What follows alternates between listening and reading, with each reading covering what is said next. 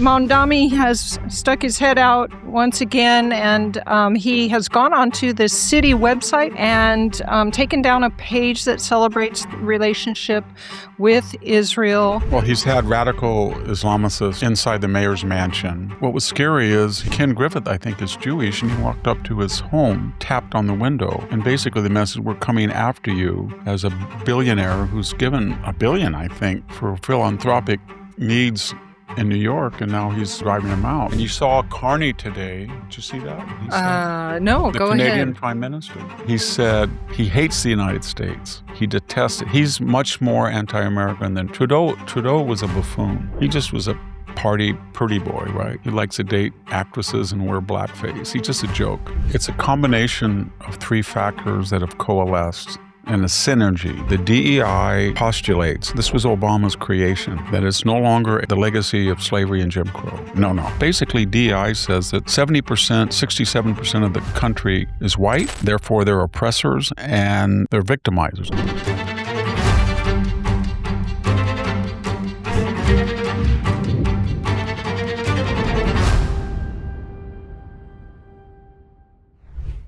Hello and welcome. This is Victor Davis Hanson in his own words, and we are on our Friday news roundup. So we've got lots of news on the agenda today. Mamdani sticking his head out and into things. The Iran peace treaty is on the horizon, and some things about the California governor's race as well, and the Palisades fire. So stay with us for those and more stories, and we'll be right back after these messages. If you enjoy Victor Davis Hanson, you might enjoy the Daily Signal's flagship show, The Tony Kinnett Cast. The same common sense perspectives you love, weekdays at 7 p.m. Eastern. And unlike some of the other evening shows, we work up until showtime to bring you the latest breaking news, analysis, and good old American sarcasm. Tom Tillis, I'm pretty sure might have been useful at one time as a doorstop. Find the Tony Kinnett Cast on YouTube, X, radio, TV, or wherever you get your podcasts. Welcome back. This is Victor Davis Hanson in his own words. We're a subsidiary of the Daily Signal. For you who are new, Victor's the Martin and Illy Anderson Senior Fellow in Military History and Classics at the Hoover Institution and the Wayne and Marcia Buskey Distinguished Fellow in History at Hillsdale College. So, Victor, Mamdani has stuck his head out once again, and he has gone onto the city website for New York City and taken down a page that celebrates the relationship with Israel from the city website. And that's one thing. And the second thing is, I don't know if you saw this video, but Mamdani's wife was talking to somebody and being taped inside of it looked like a restaurant. And once she found out that it was Miss Israel, she wouldn't say a word to her. So it was pretty insulting. But well, he's had radical Islamicists inside the mayor's mansion. We know that. And he's made it clear that ICE will be, he's at war with ICE. They're not allowed to do anything. He claims he doesn't understand the Constitution about the federal law's superiority over state, but that's all there. And what was scary is Ken Griffith, I think, is Jewish, and he walked up to his home, tapped on the window, and basically the message, we're coming after you, as a billionaire who's given $1 billion, I think, for philanthropic needs in New York, and now he's bragging on and driving them out. But today there was a synagogue daycare center, and it was swarmed. This isn't anything to do with Israel, just swarmed by protesters to try to shut it down. London, there were people, Jews were attacked in London. There were people who were apparently pretty happy about it. I just got out of a Piers Morgan interview with a professor at the UAE, the United Arab Emirates. And I thought I was just going to go on myself and talk about a range of topics, but it was apparently designed to find somebody who would support the idea of neutering Iran. And both the host, Piers Morgan, and the guests were very adamant that it's been a failure, 60 days and they can declare it RIP, and I disagreed with that. And then they got onto Israel. And my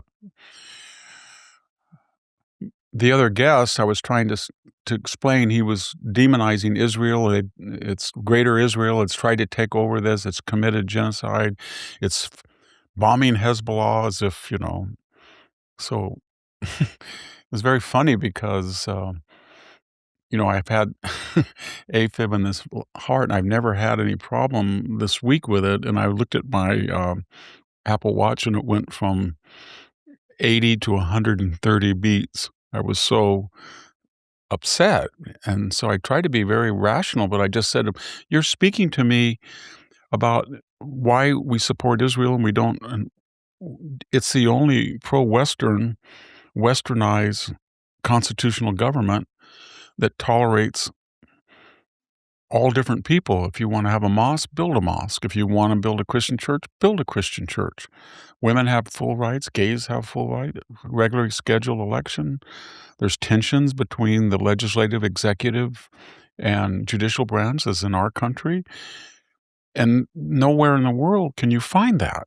And he denied all of that. I said, well, right now you're speaking from the UAE.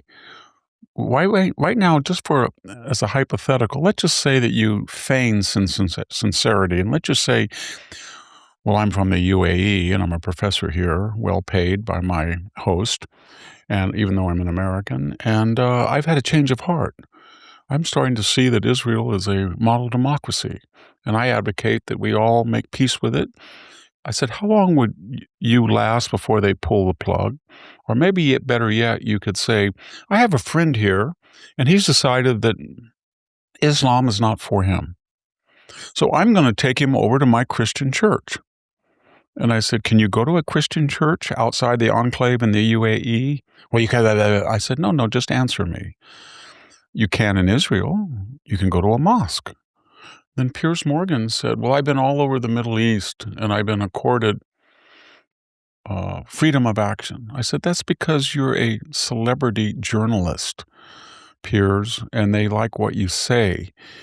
He said, well, I've disagreed with him. I said, maybe so, but why don't you put on a guest in a Middle East country and have him pick a critic, and see how long you're on the air before you're cut off, while you're giving an audience to somebody attacking, as they do in every other Western country.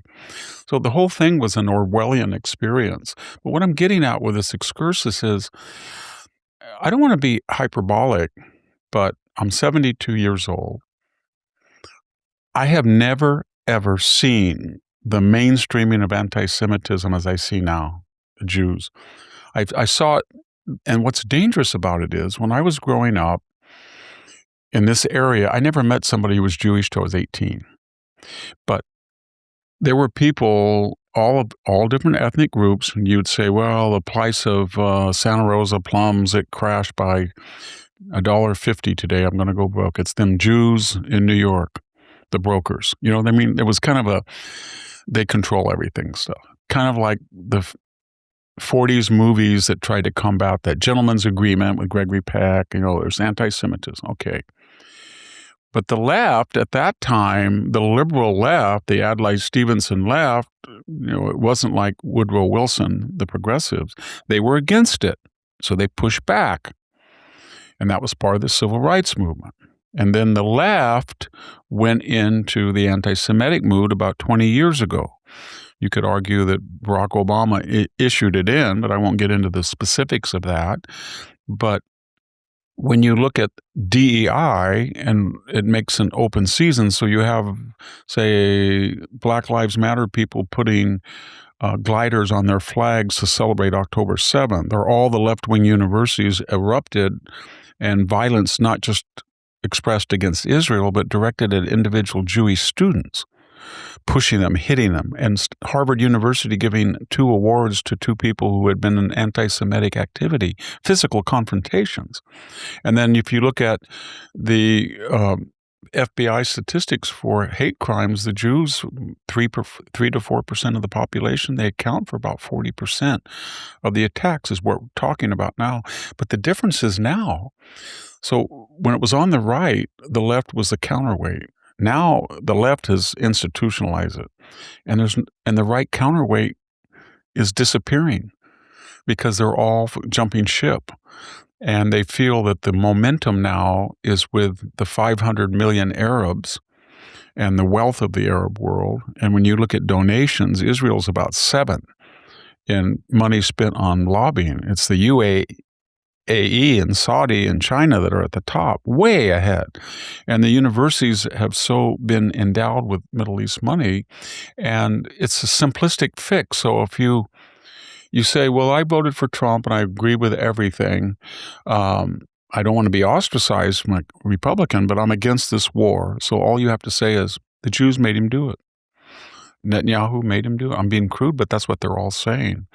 Almost all of these people have, if you took tapes of all these people and you look what Candace Owens was saying about Jews in Israel 8 years ago and now, or Steve Bannon 8 years ago and now, or Tucker Carlson 8 years ago and now, or Megyn Kelly, maybe, whom I like a lot. But if you look at what she was saying maybe 6 months ago about Israel versus Islam, not so much Israel versus Islam, but Islam in itself, rightly suspicious. She gave a very good, incisive critique, I remember. Somebody sent it to me, and I read it. It was very good about the seclusion of women, and they couldn't express themselves, and the lack of free expression and religion. And then if you juxtapose that to what she's saying now, as almost antithetical to each other. So my question is, what is brought along this radical change? And why is it not, there's no pushback? I saw a little bit during the Iraq War when they said the neocons planned it. That was Bill Kristol in his glory days, David Frum, Richard Pearl. I remember that because I was at the Naval Academy when the war broke out, and I supported it. And I would be asked by people, are you Jewish? And I said, no. Why? Well, the Jews support this. And I said, actually, Israel doesn't.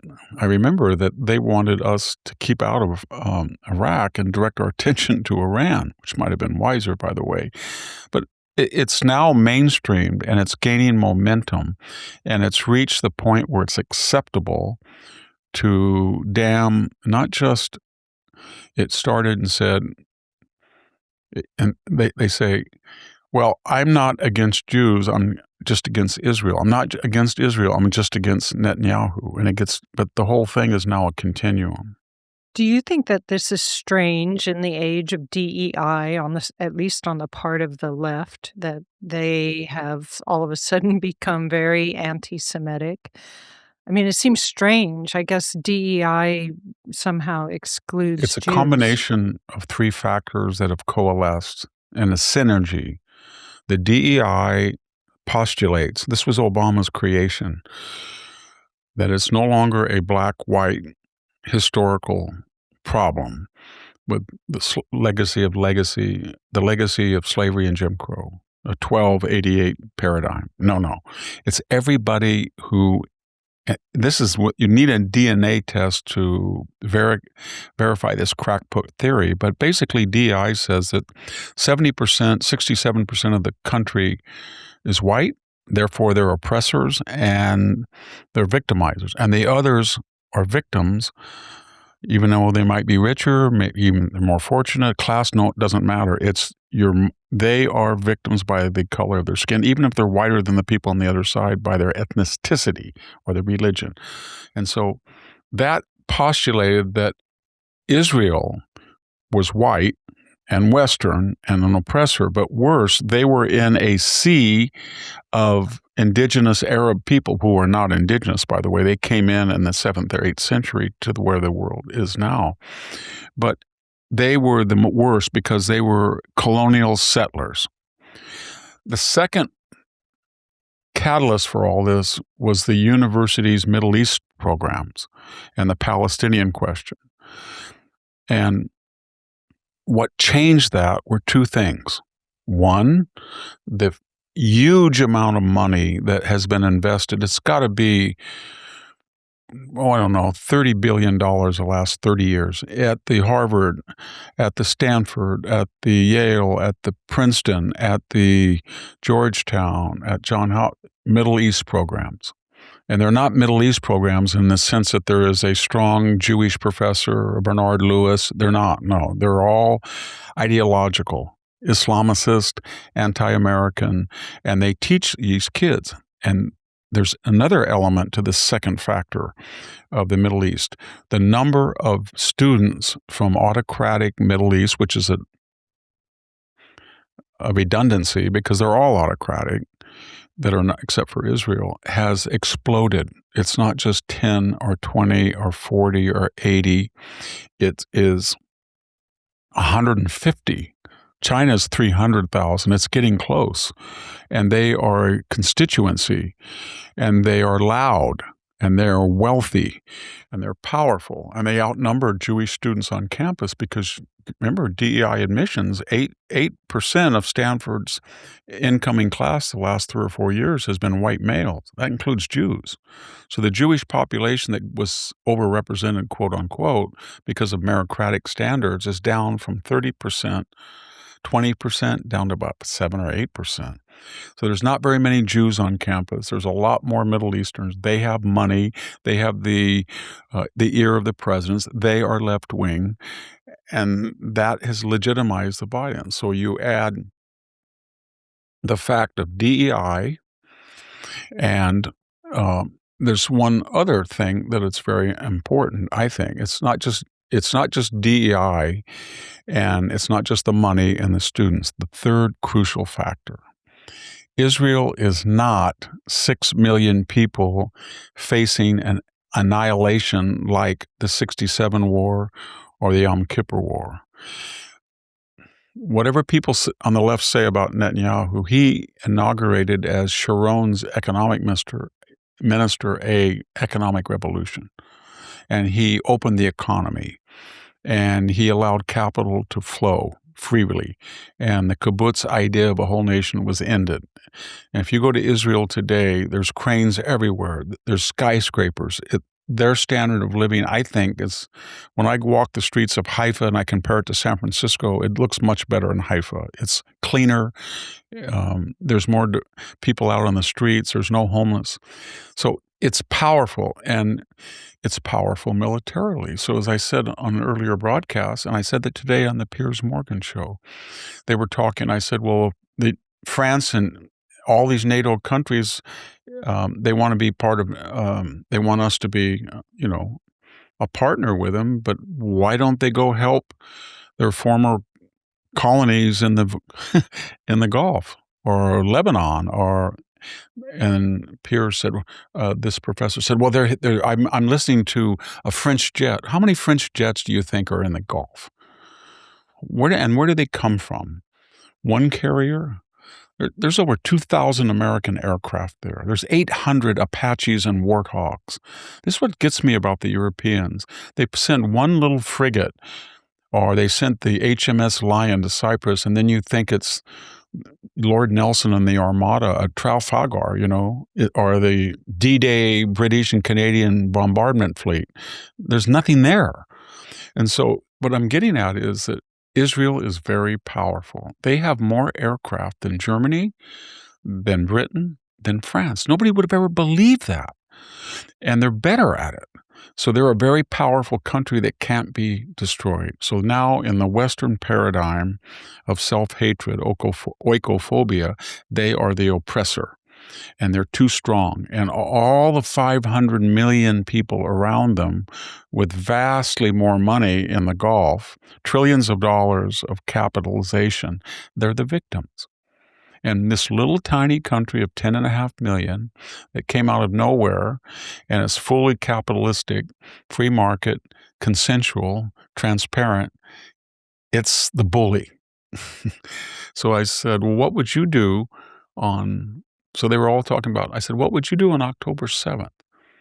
What would people do if you were a country? All of a sudden on October 7th, you've had 20,000 people working in your country. And you've got this idea now that Hamas has been normalized. And when they break their leg on a kibbutz, you take them to the medicals. And they talk to you, you develop friendships. And then one day, out of the blue, on a holiday, they blow apart this flimsy fence. It is flimsy. I've seen it. And then 3,000 people swarm across, and they go and I don't know what would have stopped them, and they rape, and they behead, and they commit every medieval atrocity known, and they butcher 12 million women, children, elderly, you name it, torture people. And all to the applause of people back in Gaza, who, when they hear that you can rape and you can steal, 300 or 400 or 500 of them come across as opportunistic killers or looters.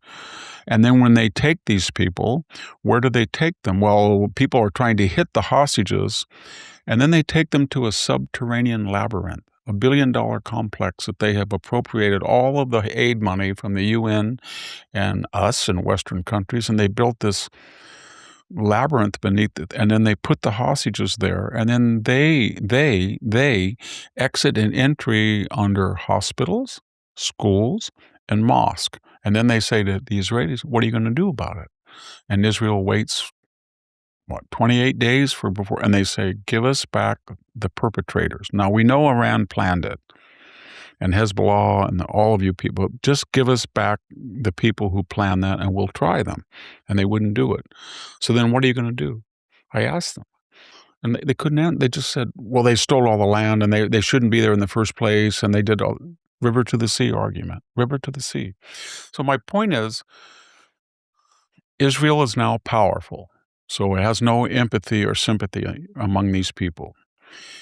There's a gigantic amount of Arab capital here, and there's even more in the Gulf, which we have a lot of people wanting to invest over there and go back there and make a fortune.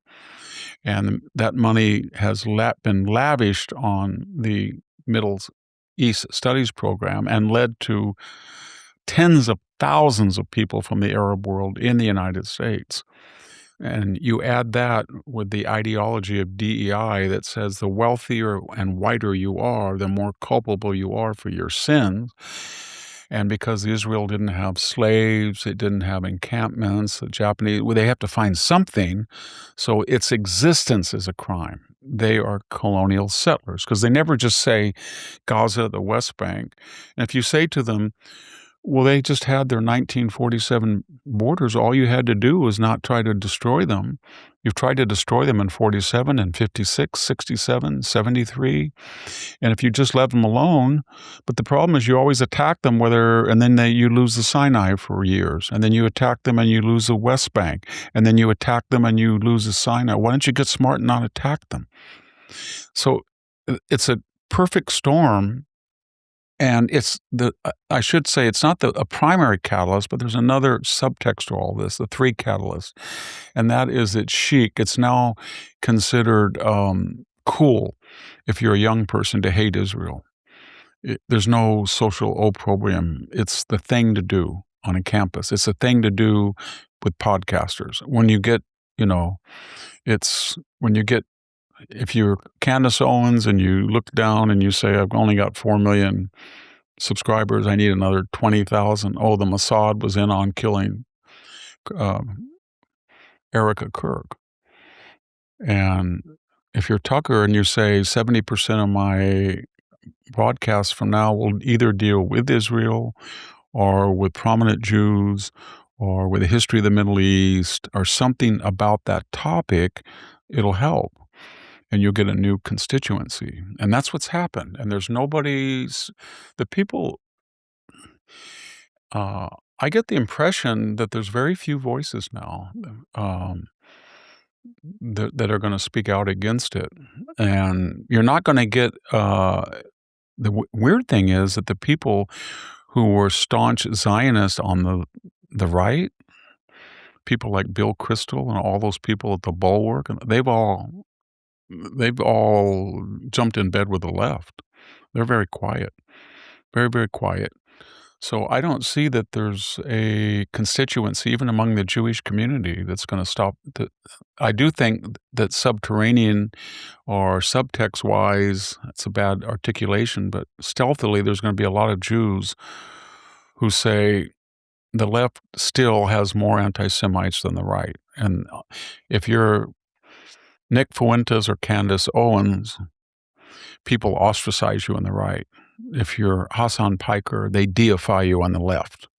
So I'm not going to say anything, but I'm not going to vote for these people because they want to destroy Israel and they're going to attack Jews. It's going to get open. I really am not an alarmist, as you know. I kind of make fun of conspiracists, but I think we're going to get to the point where people who can be identified as Jewish are going to be attacked on the street. I really do. Yes, and to some extent that's already happening. Victor, let's welcome back one of our sponsors, My Patriot Supply. There's a lot going on in the world right now. Escalating global conflict, threats to infrastructure and supply chains, growing concerns about food shortages. It's enough to make you stop and think, is my family actually prepared for what comes next? We've talked a lot about preparedness these days, and if you're sitting on the fence about it, it's time to get started. That's why our friends at My Patriot Supply have created the Family Starter Pack. Each kit gives you an emergency food supply that feeds your family for a full week, plus the tools you'll need to actually use it, like off-grid cooking gear, water filtration, and backup power, all for as little as $100 per person. It's in stock and ready to ship right now at preparewithvdh.com. That's preparewithvdh.com. Take this one simple, affordable step to make sure your family is protected with the essentials. Go to preparewithvdh.com to see everything included. That's preparewithvdh.com. And we'd like to thank My Patriot Supply for sponsoring the Victor Davis Hanson Show. So, Victor, that was a great explanation of why why Jews either don't use or can't use what would put them in the DEI category, which are the extensive long history of pogroms in Europe and then, of course, the Holocaust. Well, also historical ignorance, amnesia. If you ask, look at Whoopi Goldberg. She didn't even know what the Holocaust was, and she's in my generation. But if you ask the average college student, could you please tell me what the Holocaust was? He'll either not know or he'll say they killed a bunch of, but he won't mention Jews. They don't have any idea what it was. Yeah. It's not taught in the universities anymore. No. All right. So let's turn to Iran now. It looks like this week the update is that Trump is floating the idea that they're getting close to signing a treaty, perhaps, with the Iranians. And I was reading the Daily Mail on this. So some of the major provisions of that treaty are caps on enrichment of uranium at 3.67%, sanctions lifted, and billions of frozen assets unfrozen. So I think the criticism there was that that's not too much more than what Obama was doing. And so I was wondering your thoughts on what's going on with the Well, you start with the proposition you can't trust anything they say. They have a strategy. For 3.5 weeks, we devastated their military, industrial, nuclear complex, and we wiped out their top echelon, and they were reeling. I don't know why we didn't immediately cancel and freeze their banking assets and block the we could have we destroyed their Navy, but we could have destroyed all of their PT boats because they were still sending missiles at us. But we could have just said, we're going to open that strait. Okay. And we were making progress. And then we reached a point where the targets that we had listed were mostly exhausted. So the next question was, do you want to apply further military pressure by dual use, bridges, electrical grid? In other words, do you want to be like Bill Clinton in Serbia? Or even Obama, who hit a lot of them, as I said, on numerous occasions in Libya. But we didn't. So that was their entry mark. So then they started with a wink and a nod, said, well, there's mines out there. Well, we might kind of sort of have 1,000 missiles, 2,000, maybe 5. Well, we kind of didn't forget to tell you that our missiles didn't quite exceed 1,800 miles. They exceeded it by a lot, 2,500. And, oh, yeah, we forgot to tell you that enrichment under the Biden begging us to get back into the Iran deal, we just hit the accelerator and it's 60% enriched, and we can make 11 bombs. So what they were saying is that we have the ability, even in our diminished state, to close the strait, causing a worldwide depression, hit the Gulf nations and destroy their ability to, and cementing it, unless you negotiate. And Trump said, well, look at, they have no air. He says that again and again. They have, true, no air force, no air defenses, no original command and control. That generation's dead, yes. No Navy. These PT boats are, I guess they call them the mosquito fleet. But the point is, and they've destroyed a lot of the factories, but the point is that at the same time, when he was considering whether to go into these negotiations, he was dealing with about 6 factors. Number one, they could threaten to do what I just said and cause a worldwide recession. We had to take that. Then he was getting representatives and senators from purple districts. You're going to lose the House and you're going to lose the Senate, and they're going to impeach you and shut down the Trump counter-revolution unless we get this solved, and I'm going to be out of a job. And then, of course, the left said there's no need for an agenda. Don't talk about an agenda. They don't like our agenda of open borders, trans, illegal aliens, critical race theory. They don't like it. Just say Trump is a monster and he's going to cause World War III. And so they got pressure from that, and then they got pressure from the Gulf. The Gulf said, if you're going to start a war, finish it. If you're not going to finish it, we're going to triangulate like we always do.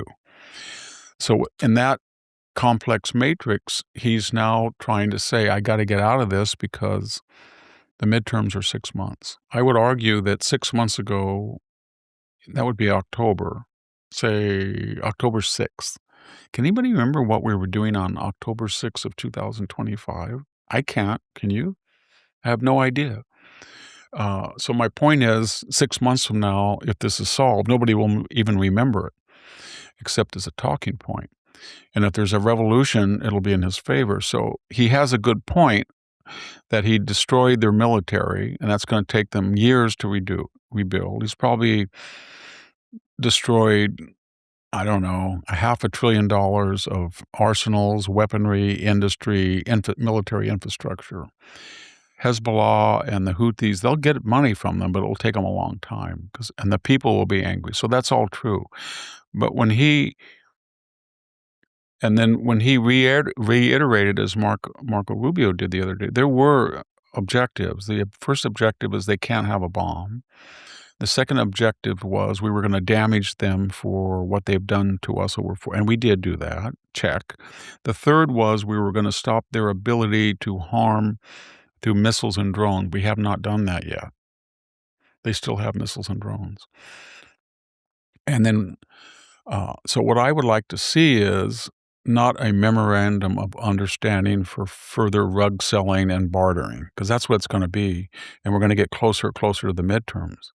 I would like him to say, here is a memorandum of understanding.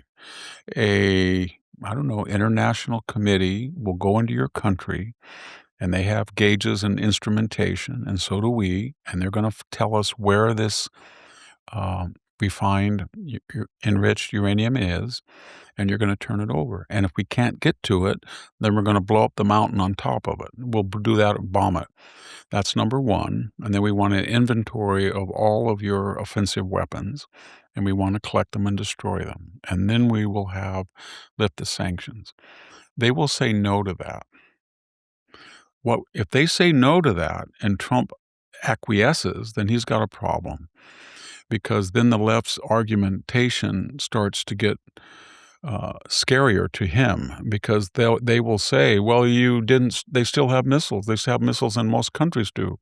And they have enriched uranium, and they can make a bomb. So why do we do that? And he will say, well, they're not the same thing. Come on, look at them now versus all the power and prestige and money. Yes, that's true. But He did promise that. He didn't promise regime change.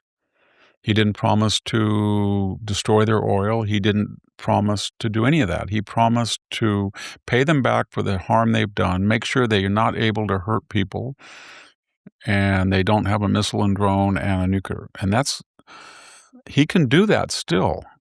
If he was going to gamble, he would take that and say, you did not make it clear you would give up your nuclear plant nor your missiles. And then the next time one of those boats attacks a tanker or a U.S. warship, he should obliterate all of them. If it is true, 800 Apaches and Warthogs scour the skies of the Gulf and of the Strait, then they should, and then he can put in 500 airplanes, and they can take out the bridges. They can take out the docks. They don't have to get on the ground at Carg Island. They don't have to blow up the oil pipeline. They just have to blow up the piers, the cranes, so they cannot be offloaded. If it can't be offloaded from Carg Island, they won't have any income. And then they have to open the strait, and that means that they can demine it. They can lead an armada through it, and if they attack a carrier, or I don't know if you want to put a carrier in that narrow confine, but if they attack a frigate, then they can really go to town with an air campaign and diminish it. But if he stops now without guarantees that they won't make a bomb, or that they have a sizable, the greatest missile, if the American public thinks that they still have the greatest missile force in the Middle East, then he's going to suffer politically. So he's in a very tenuous place right now. He's very close to victory, and he can pull it off, but it's going to take about 2 or 3 weeks, and he can do that. But what I regret is I thought it was very wise to have negotiations, but very quickly it showed that they were not negotiating. We sent people over there where they came back. They said Trump would. One of the secular elected officials would call him up and say, we have a deal. And then the Islamic Revolutionary Guard Corps would say, no, we don't. So you can't deal with them. You can't deal with them when there's one person speaking. But when there's 4 entities, the army and the guard and the theocrats and the parliament and all present, you can't. So I'm not optimistic that you cannot solve this. I don't agree with Jack Keane on everything, but Jack Keane is right about this. He's right about it. He said, now you may not like it. I don't like it, but sooner or later, you're going to understand that they're playing you and they will not tell the truth. And you have to finish the job and take out their ability to make war. And Yeah, he seems to me spot on and as you well. saw Carney today. Did you see that? What he said? No, The go Canadian ahead. Prime Minister. Yeah. Gosh, he's a citizen of 3 countries. He said he hates the United States. He detests it. He's much more anti-American than Trudeau. Trudeau was a buffoon. He just was a party pretty boy, right? He likes to date actresses and wear blackface. He's just a joke. But this guy is a technocrat, banker, and he hates Trump. He hates Trump because Trump pulled off his globalist mask and showed him what he was about. He was about a $61 billion surplus with the United States. He was about a 1.3, 1.4 investment in GDP on defense, violating the NATO promise. And he had an open border. And his country is completely socialist now, not to mention euthanasiast. Euthanasiast. And he said that there's going to be a return to the rules-based order, but it will be in Europe.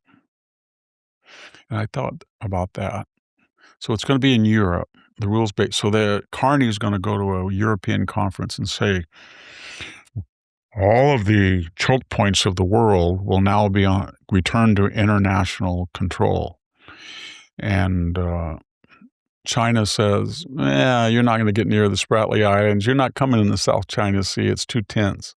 And then Iran gets back and said, no, the strait. And then he said, but Europe is in charge of the rules-based order. European forces will now enforce the rules-based order.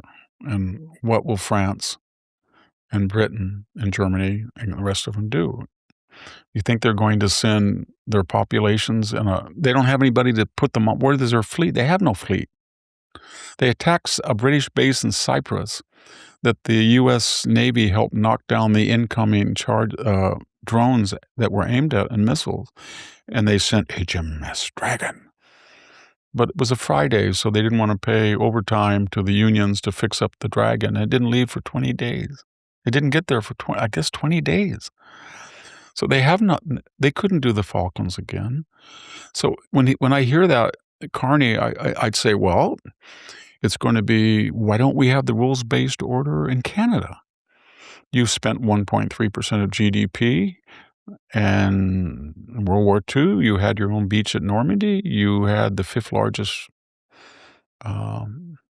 fleet in the world, and the Canadians had a ferocious reputation for military efficacy. Go to it. It gets so tired of all of these technocrats and globalists lecturing us about, we can be difficult, we can be idiosyncratic, but the fact is that we have 80,000 troops, 80,000 troops all over Europe, and what? 55, 65, 75, 81 years after World War II, 81 years, we're keeping the European peace. Russia out, Germany down, America in. At some point, wouldn't they be embarrassed and say, we like you guys, but you don't need 80,000 people here to protect us. We have 100 million people more than you do. No, they don't. They're shameless. It's like, you've got to anchor NATO. I heard that in this conversation today on the air. They were all, NATO's wonderful and this, and it's just so frustrating that without the it's not even that we pay 16, 17% of the actual budget. We pay about 60% of the overhead, the logistical costs, the nuclear deterrent, all of that. And they just ride on it, and then they insult us like Mertz does. And then when Trump pushes back and said, well, if you hate us, or you and the Spanish, the Italians, you don't want us to do it, maybe we'll just take some fire. How dare you say you would take 5,000 troops out of Germany? How dare you? Victor, we need to take a break and come back. And I have a few things on what you've just been saying. Stay with us and we'll be right back. Since the founding of America 250 years ago, many things have changed, but some things never do. The commitment of husband and wife, the importance of passing along our values to our children, the faithfulness of God. Some wonder how we can ensure America will continue to thrive. As long as we keep first things first, we've only just begun. America, the beautiful. Welcome back. This is Victor Davis Hanson in his own words. You can find Victor on X at VD Hanson and on Facebook at Hanson's Morning Cup. So if those are your media outlets, the social media, come join him there. So, Victor, it seems to me that if somebody's going to call Europe's bluff, which it may be called sometime, soon enough, about their strength, et cetera, it seems to me it would appear in Spain, first of all, that the Spanish would be subject to that called bluff, but I don't know. He's polling about 20%. So it'll be interesting if he represents the Spanish people or not. But generally, Europe hates Trump in particular, and they're either envious or they don't like America. Some of them do. People in Normandy, they still remember D-Day, and why wouldn't they dislike us? Because they have more people than we do. They should have a bigger GDP. They look over here, they don't have any energy at all. The United States is the greatest producer of natural gas and oil in the history of civilization. And that all because Americans invented a new technology that no one knew about. They look at AI, you look at the top 10 AI countries, I think 8 of them are American. You look at market capitalization of all corporations in the world, it's 8 Americans at the top. If you look at universities, such as they are, they're still American. Engineering, math, they're all American and top ranked. And they never ask, why is that so? Why are they so wealthy? Their per capita income in England is about $44,000. It's $83,000 in the United States. If you took an English per capita or household income and you compared it with the 50 states, they would be behind Mississippi. And what's weird is when they ask them that, how do you think you would rank your economic data compared to the Brits said 7, we'd rank 7. So they had this idea that, that they're so successful. But when you have socialism, and they're really socialist now, and you have open borders, and you have 16% of your population are radical Muslims, most of them there illegally, and you have no defense, and your fertility rate's 1.3 something, it's not good. No, Although not at my all. ancestors are doing very well, the Swedes. They are doing much They're not better. gonna use the word Islamophobia. They are. Since you've I got there, shouldn't that say was that. one of my topics. You might as well talk about it. They've said that one of the foreign minister, I think, came out and said that we are no longer using the term Islamophobia because Islamists have exploited it. So you can say haters of Muslims or other things, but I you think we can't. should adopt the 3 pillars of Swedish citizenship. They told all of their immigrants, if you don't wanna go home and you wanna be a Swede, number 1, you had to speak Swedish. Number 2, you had to assimilate into the culture. And number 3, you could not be on social assistance or have a criminal record. And the reason that they're doing this is not because they're enlightened necessarily, it's because they have the worst gang problem in Europe now, and they've got the highest crime rates. And so if we just said tomorrow, okay, we'll have an amnesty, not an amnesty, but a pathway to citizenship. No, excuse me. Third try. A pathway to a green card. You have to pass an English literacy and oral fluency test. 2, you have no criminal record. 3, you have to be off social assistance. Everybody would say that would be fair. They said there were 20 million illegal aliens here. The Yale studies showed that before Joe Biden. He let in 10 to 12. Let's say 2 million have left. Say there's 30 million. How many would qualify for that? You know what I mean? 20 Yeah, million? I have I- a feeling only half. I was going to say you're more optimistic about 5 million, but And then as the is. left. And so if that's true, then you would have 8 to 10 million people who came to this country and did not want to learn the language and are not self-sufficient and may have a criminal record. Yes. Well, we got off on a little sidetrack there. I wanted to go back to the war. Caroline Levitt is on maternity leave, and Rubio stood in for her. And I got the impression that he was trying to suggest that Operation Epic Fury is done and finished.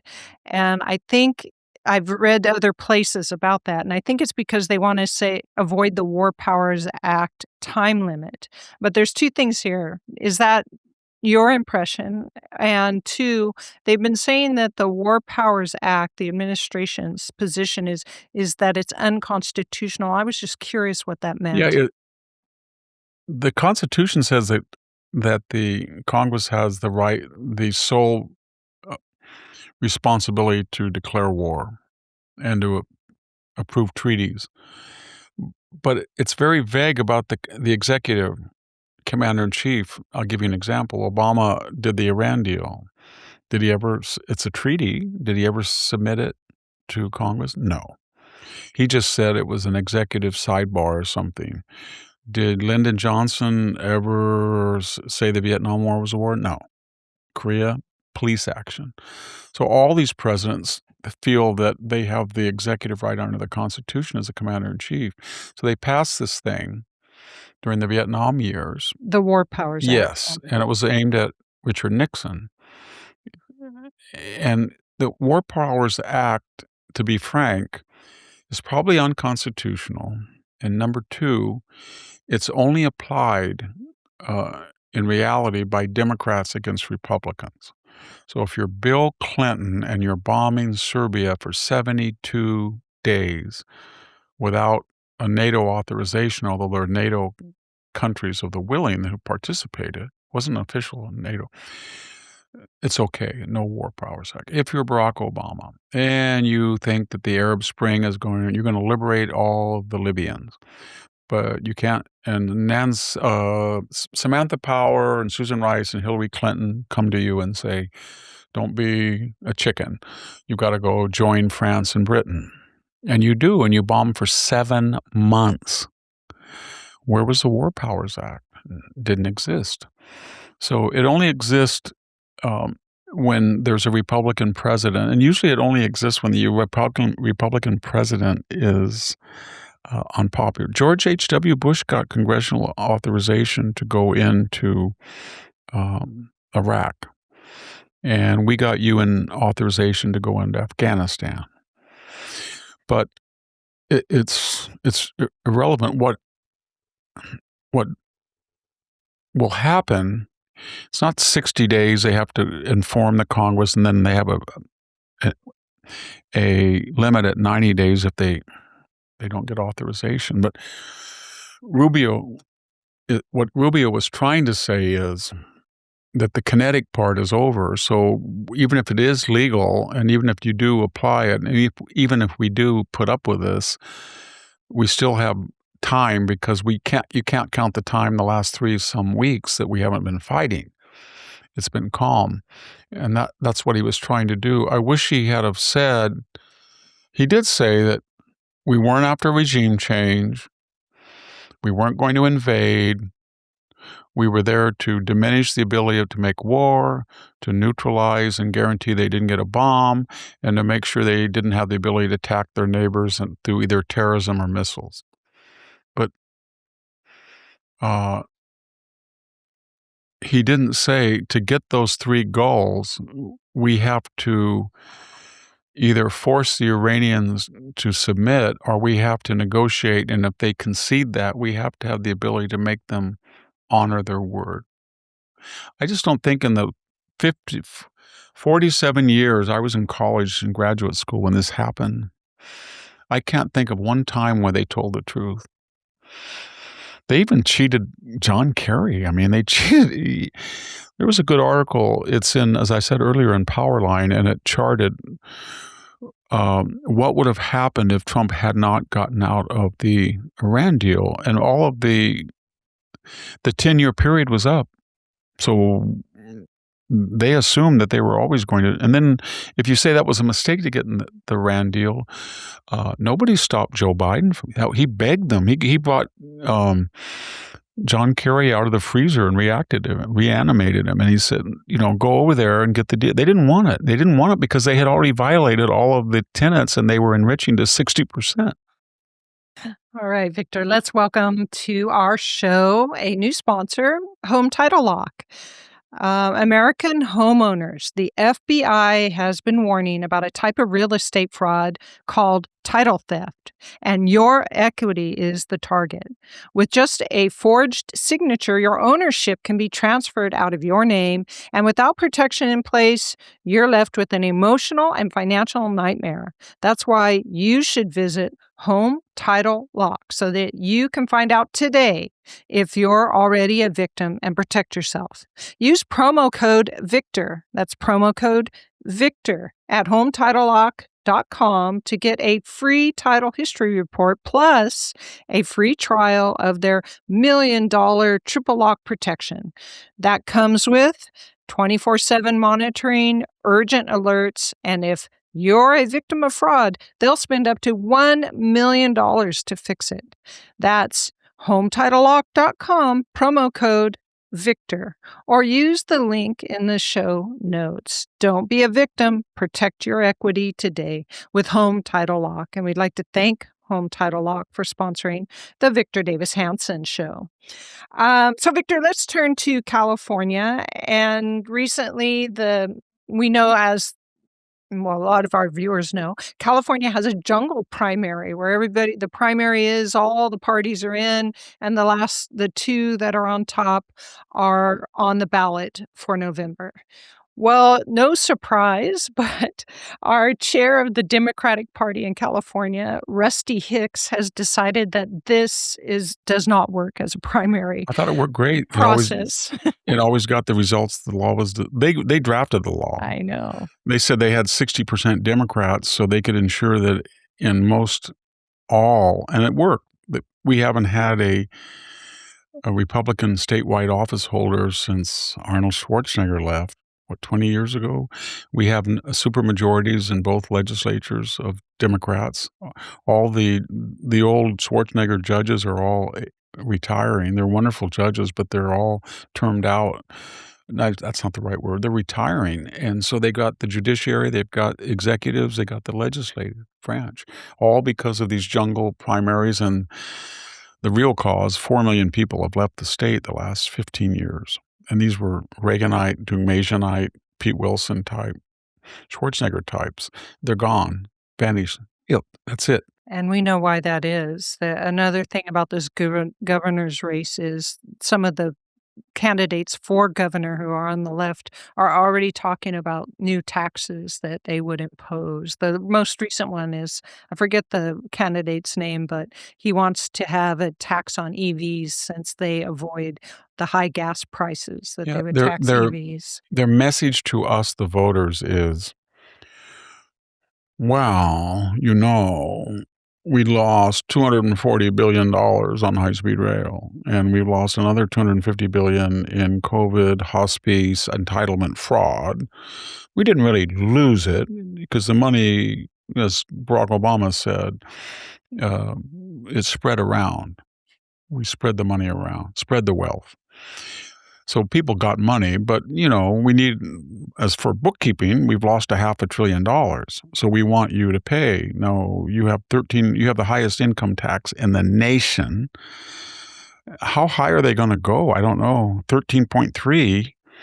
They go much higher, and they've got I think the fifth, when you add the county add-ons, fifth highest sales tax, the highest gas taxes, the highest electricity cost outside of Hawaii, the highest gasoline in the continental United States. Everybody's angry. I was very curious about that. There's a national crisis because gas at its lowest point, I think it was $1.88 or $2 national under Trump before the war, and now it's up to $4. Any time the last 5 years I was driving and I saw $4 gas, I just pulled over and filled up. I just saw it yesterday. It was $6.20. They're mad that they have to pay California prices, but we in California pay that every day. And it's even worse than that, Sami. We pay it every day, and then we keep electing the people who charge us that. That's what's so weird about that debate stage. I looked at a clip today. Porter, she came up with a brilliant idea that if she self-critiqued like she was in a Korean prisoner of war camp, would you please critique yourself? So she said, and she had that, about being mean to people. And then Becerra, poor Villagrosa didn't know what he was talking about. Becerra just gave basically everything is great and we're going to give you more great things. And then Bianco and Hilton were pretty good. And the guy from San Jose, McMahon or whatever his name is, he was just... Yeah, that was the EV tax guy. Yeah, I'm not them and I'm not them. I'm in the middle. I'm not left or right. I'm just nothing. Would it surprise you that the Palisades arsonist has revealed himself to be left-wing? Some of his social media posts these are the history of his searches on his computer. Free Mangione and kill billionaires. He did. If you think about the assessed evaluation of that beautiful Pacific Palisades, it must have been, I don't know, billions of dollars. He destroyed it, killed 12 people, and he's a hero probably. And the $100 million was raised for private charities. It's all gone. They blew that on. The NGOs took that money. There's nothing there.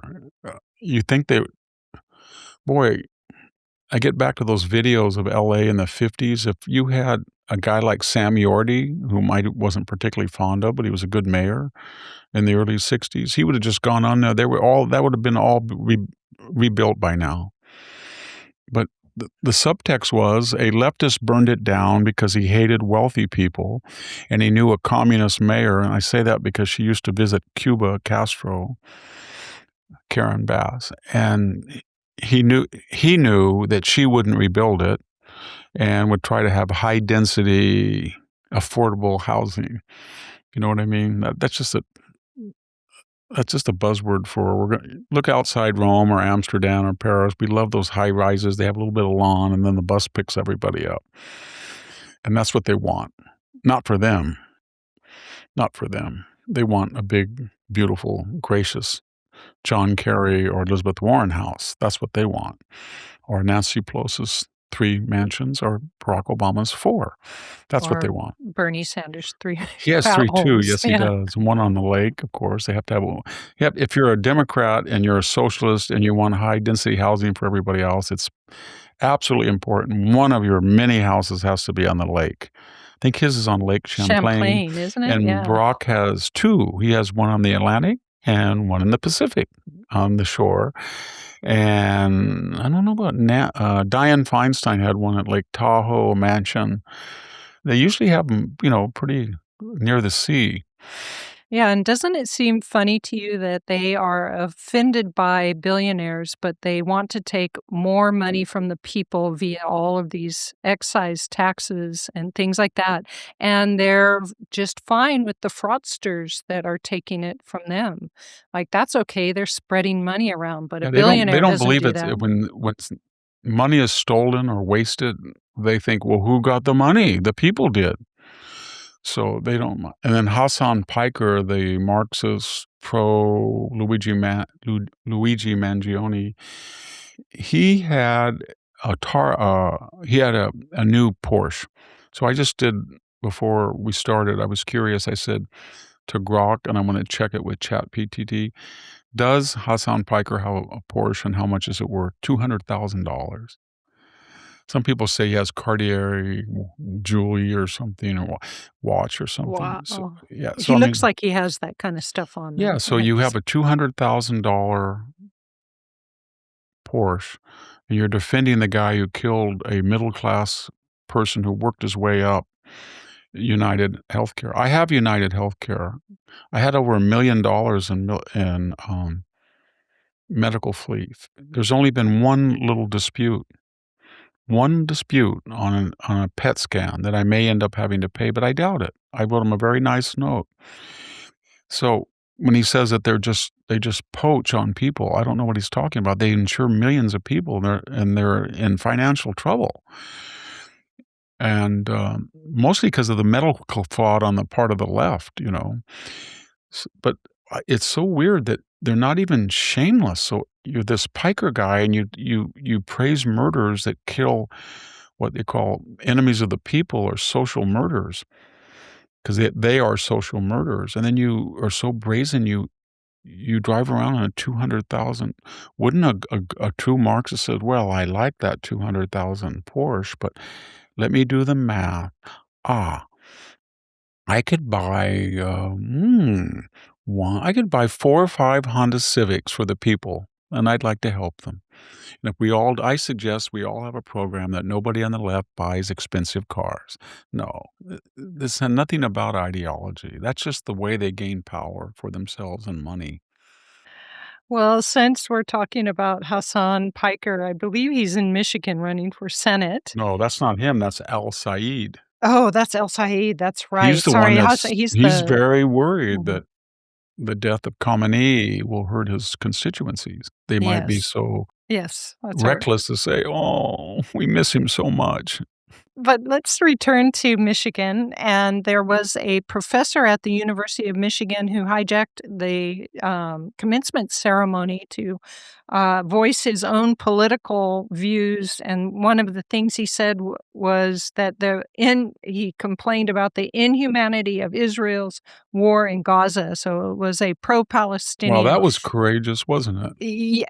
Well, get this, though. What my question is, or my observation is, that the crowd went wild. So I'm not sure my statement that he hijacked the ceremony is quite accurate. Well, he hijacked in the sense He that he was did. required to submit a text, but because he's an academic, he's a liar.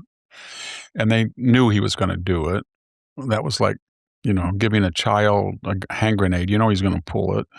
So he says this, and the university, this is not who we are. And same thing with the Cornell president. He came out of a lecture, and the Palestinian crazy Middle East, I don't know, they blockaded his car, so he couldn't.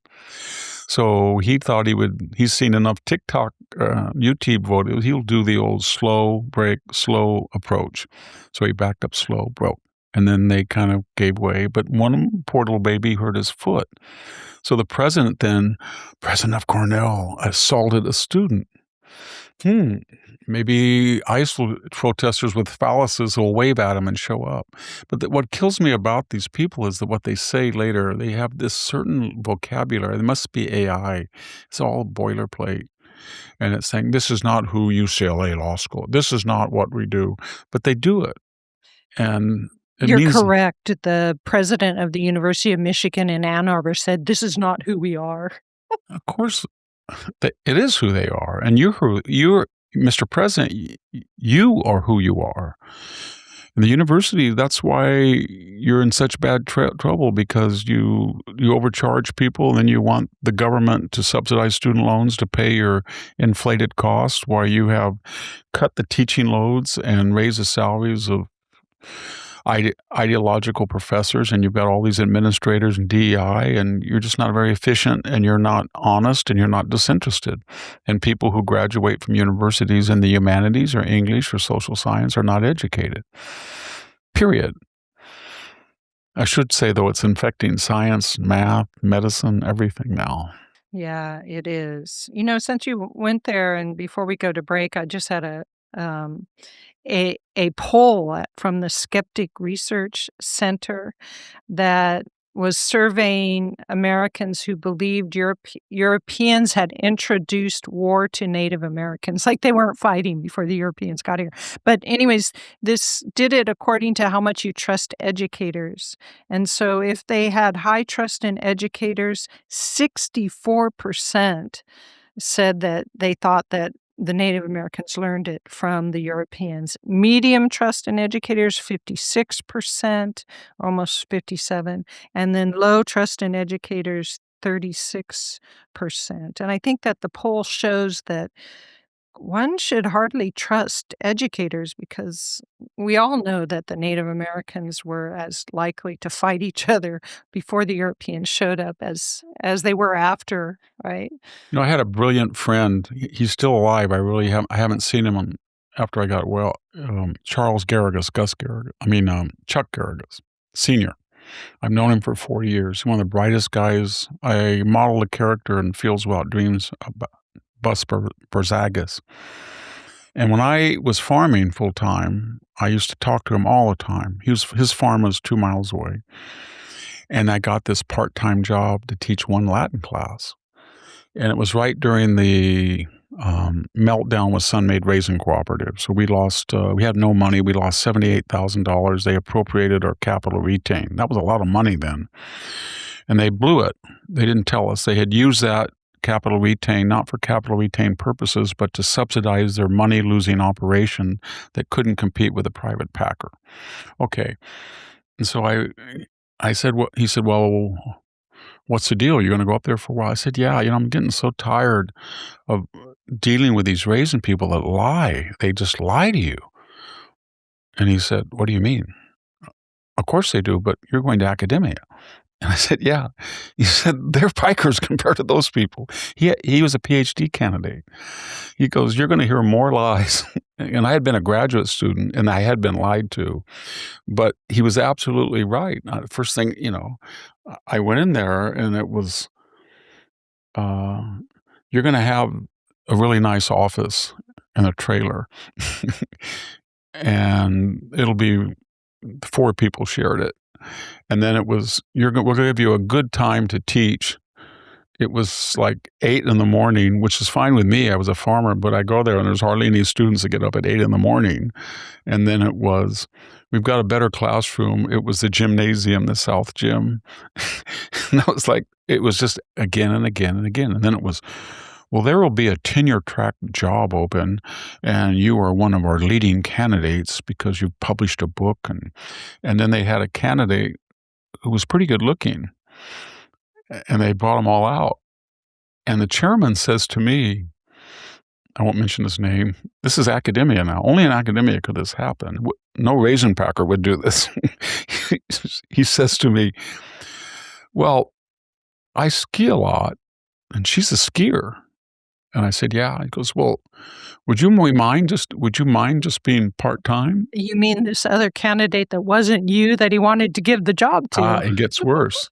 And he says, we don't have a lot of money. Your classes, we don't have any other classicists.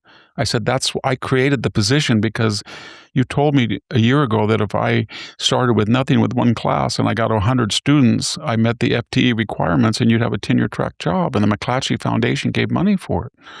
And I created it. Yeah, I know, but we want you to interview her. I said, what? Interview my antithesis, my opponent, to take my job? He said, well,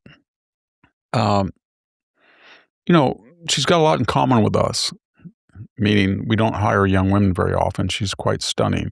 And the next candidate came and they said, hey, Victor, this guy is really impressive. Could you do me a favor? I got to go off for the weekend. Could you take him to your house and let him stay overnight with you?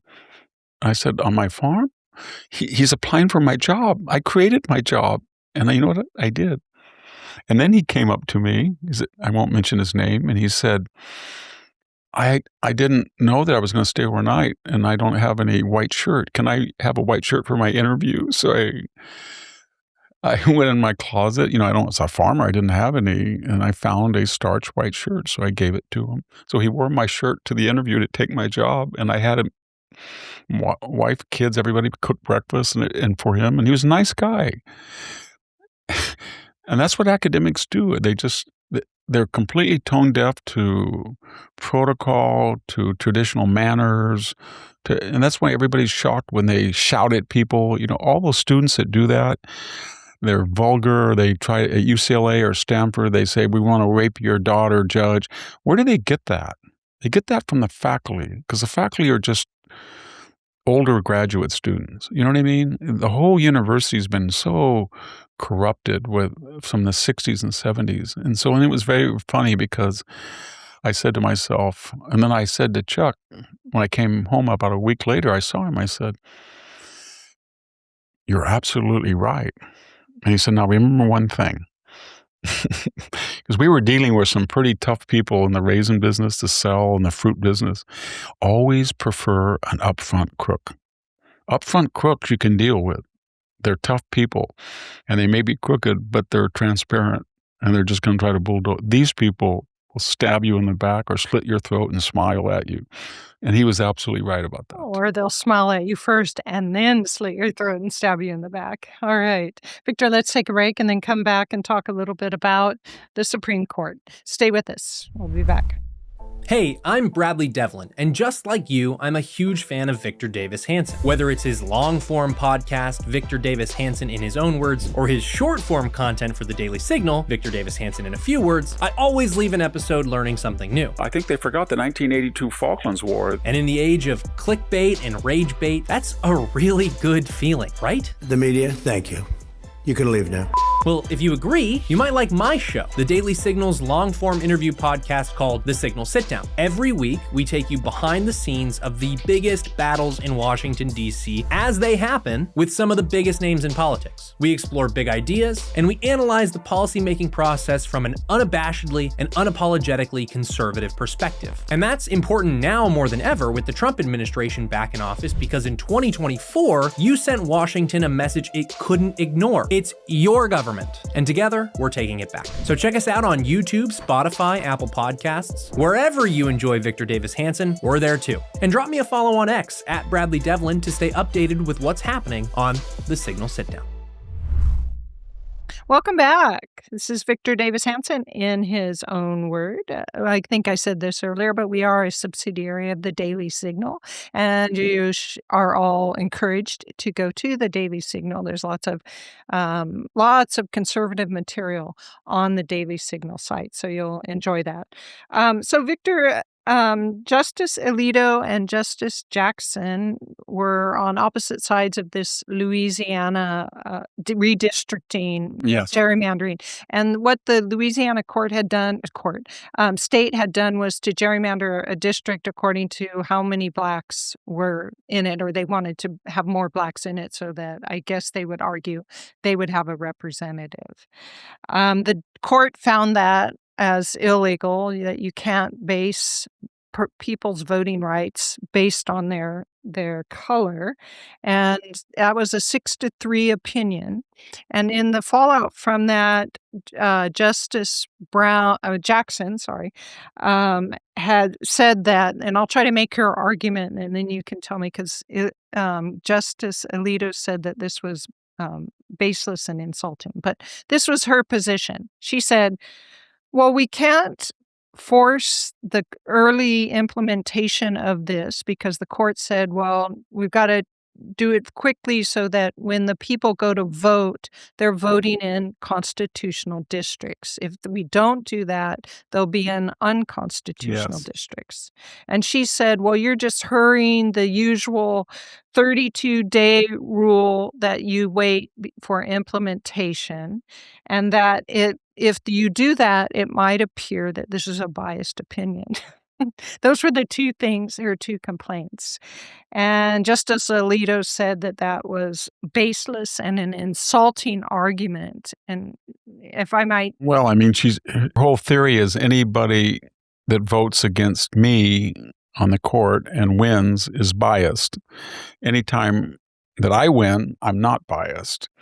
And he was just saying, if this is the law and all of these states are countering, we're going to send out our ballots, and we got to you might as well, expedite and get it so you don't have elections, because if you have elections in districts that have already been declared unconstitutional, we're going to get a whole bunch of lawsuits. There's two other subtexts to this. I keep using that word, I'm sorry, but one of them is, and I know that people will say this is prejudice because she's Black, African American. I think one of the smartest people on the court is Clarence Thomas, not just because I agree with him ideologically or conservative, just because he doesn't say a lot, but when he says something, it really matters. But as far as just pure intellectual brilliance, I think Alito is really at the top, and he's very mild-mannered. I want to read this new biography of him by Molly Hemingway, Alito, but he's a wonderful judge. And so unfortunately for Justice Jackson, she is the least competent of the three. You can make whatever you say about Judge Kagan, or is it Brennan, they're competent. They know. She doesn't know anything. And so when you put the most adroit person versus the least qualified into any exchange, and they've had a lot of them in writing, it's very embarrassing, and people haven't commented on it to the fullest because you know what I mean? It's just so one-sided. The other thing is she's acting on bias because there's three developments that are transpiring now that may be the most revolutionary developments in American politics in the last century.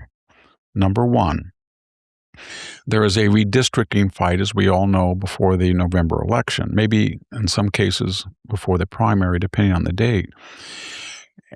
And California, we're going to get slaughtered here. Virginia is slaughtered, maybe.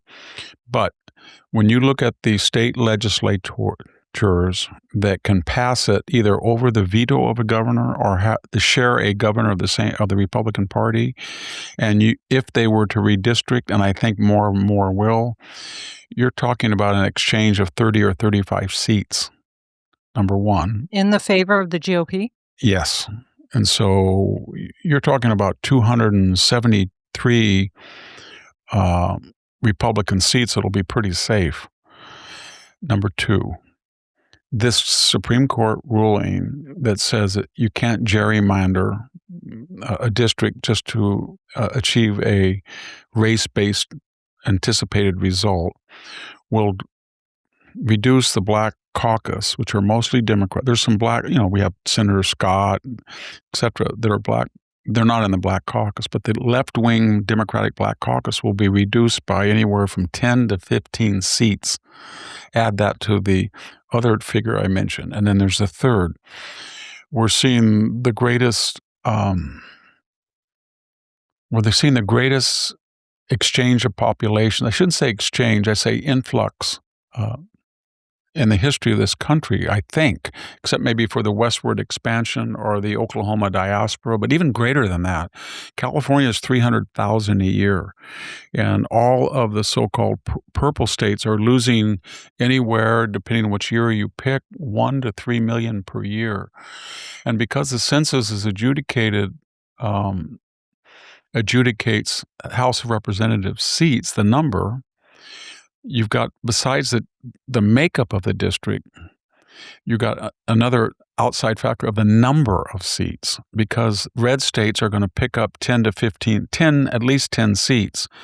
So let me recap. They're going to get 10 more seats in aggregate that are going to go to red states. In addition to that, they're going to, if there's a full-fledged gerrymander war, which it's starting, they may pick up anywhere from 20 to 30 seats. If there's no more racial gerrymandering, they may pick up 10 to 15 seats. And the Electoral College, is, remember, each state that is a candidate wins, the electoral votes that put him over the top, I guess it's 271, those are adjudicated not on the size of the population per se exactly, but in the number of congressional and Senate seats. So you'll see red states with bigger electoral college numbers.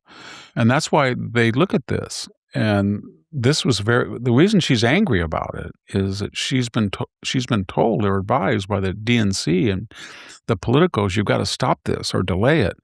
And that's why James Carville's coming out and saying this is unfair, and you always want him to give an example. He never gives an example. This is all fair. They're going, well, James, why do you want to pack the court, end the filibuster, get rid of the Electoral College, let in 2 seats? It's because if you don't, demography and these changing laws and rules are going to emasculate your party. And they know it. And it could have some, if these are implemented before the midterms, you might pick up,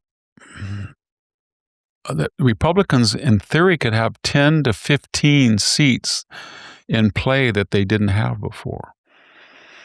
And they have a 6 or 7, they would have to lose probably 20 or 30 seats. That's very possible they could. But if the war were to end in a month, and then you had 5 months before and there was a suitable, presentable peace, which I'm very skeptical about, then Trump could be going in by saying, I removed the menace in Venezuela and I emasculated the Iranians and there's no more that. And then the economy is already ready to boom. It just is, with the jobs report, the stock market, the foreign investment, very low claims for unemployment insurance, AI spending, AI efficiency. It's really going to boom. And when the only missing tester in that mosaic is the oil price. It's doubled. But if it gets back, if they open the strait and everybody's pumping, the oil price won't go back. It'll collapse because of speculation, where people have so desperate to get product, they paid anything, and they're going to be stuck with $110 or $115 oil when it's $50 or lower, and they'll dump it. Well, Victor, we're getting to the end here, and we have a pretty hard break, but I thought maybe just a word from you. The Met Gala was this week or last weekend. It was. I want to just get your opinion on this. And this comes from The View as they were analyzing the Met. And they didn't put this in this succinct of words, but they basically were disparaging towards Jeff Bezos because of all of his wealth and wealthiness, who's the guy that founded this whole Met Gala. And yet they were all enthralled with the display of wealth and finery that was I don't understand. the Met Gala. They only dislike Jeff Bezos because he brought a modicum of balance to the Washington Post. But when he first bought it and bailed them out and he was still on the left, they loved him. They love George Soros. He's got a $9 billion or $10 billion fortune. They love him. He's put more money in there than Jeff Bezos ever did. They used to love Mark Zuckerberg. He put $419 million in 2020. They loved Elon Musk. He voted for Hillary and he probably voted for Biden. They all voted for them. And so you look at a guy like Reid Hoffman. He's a multi-billionaire, LinkedIn, but they love him. Why do they love him? Because he funded the entire farce of E. Jean Carroll's suit against Trump, and he gave millions of dollars to Kamala Harris and Joe Biden. So they don't hate billionaires. They only hate billionaires that don't give them money. And then that's the way it is. And you could see that that Graham Plattner, who said he hates billionaires, he had his little video out. He said, well, Susan Collins is just a creature of billionaires, and this campaign is grassroots, and there's going to be a lot of money coming in here. And of course, we'll take some money too. But it won't be because we haven't raised enough from the people. So he's going to get every big fat cat left-wing guy to write a check. They always, as I said before, if you look at the foundations in the United States or you look at political contributions, they have all the money. It's tech money, law money, that's where the finance, investment money, that's those sectors. You look at the Fortune 400, you got to go down a little bit to see conservatives. And most of their money is in like real estate, assembly, transportation, oil. And they're usually self-made people. Yeah, most of them are. And they're more pragmatic, and they're not ashamed of their money. They feel I earned it. Not that the left is ashamed of it, but they feel that, well, I'm a left-wing commie and I'm rich.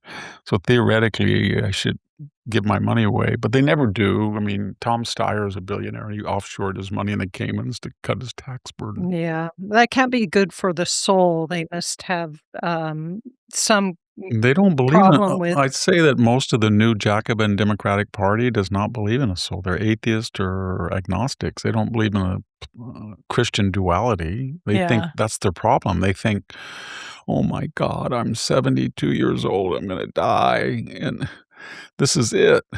So I got to make sure that everybody doesn't smoke around me, and I got to make sure everybody doesn't have a gun, and I got to make sure that the air is perfectly clean where I am, and I got to make sure that there's no fumes because I got to live to be 120. Yeah, That's you're their reminding attitude. me of Ted Turner died today. Sorry, and he was very I can't believe that anti-religion. guy Yeah, lived so long. He was 87, I believe. Yeah, he had a lifetime of heavy use of antidepressants, I think cocaine.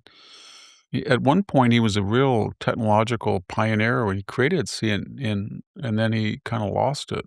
Yeah, broadcast cable news. Yeah, he was the 24-hour news created cycle. cable news. He bought the Atlanta Braves. He even managed them one year. And they were at the cellar, and they became, at one time, the preeminent team. And then he actually bought a sailboat and the America Cup. Yeah, he became a sailor, and then He was he kind of a yeah. Renaissance guy. I liked him when they said he had problems with depression, and they asked him, I think he said, what do you do when you're depressed? He said, I get on the floor in a fetal position, cover my ears, and yell. And he was married. You got to give him credit. He actually was able to survive being in a room with Jane Fonda every day. For 10 years. 10 years. Somewhere around 10 years, yes. I'm sure she got a big settlement. Perhaps. He said that, or they said in an article I was reading, that he died from Lew's dementia, I believe it's called. And It's amyloid. It's not that the manic depression was a symptom before the actual dementia. They think that's kind of a Parkinson's-like amyloid Alzheimer's disease, as I think. And it's at one point, if we had this conversation 30 years ago, he had the position in American popular culture that Elon Musk does, or Bezos, you know what I mean? Everybody was talking about him. They absolutely He didn't. It's funny. I think at one time he was the largest landowner, second largest landowner in the United States. I think in the article I just read, he still was the largest landowner in the United States. He didn't get into really that. He was a pioneer in the communications, but he didn't get into the tech business. All right, Victor, thank you very much for your time today. And thanks to our audience for choosing to join us on this Friday News Roundup. Thank you very much, everybody, for watching and listening. This is Sami Wink and Victor Davis Hanson, and we're signing off. Thank you for tuning in to the Daily Signal. Please like, share, and subscribe to be notified for more content like this. You can also check out my own website at victorhanson.com and subscribe for exclusive features in addition.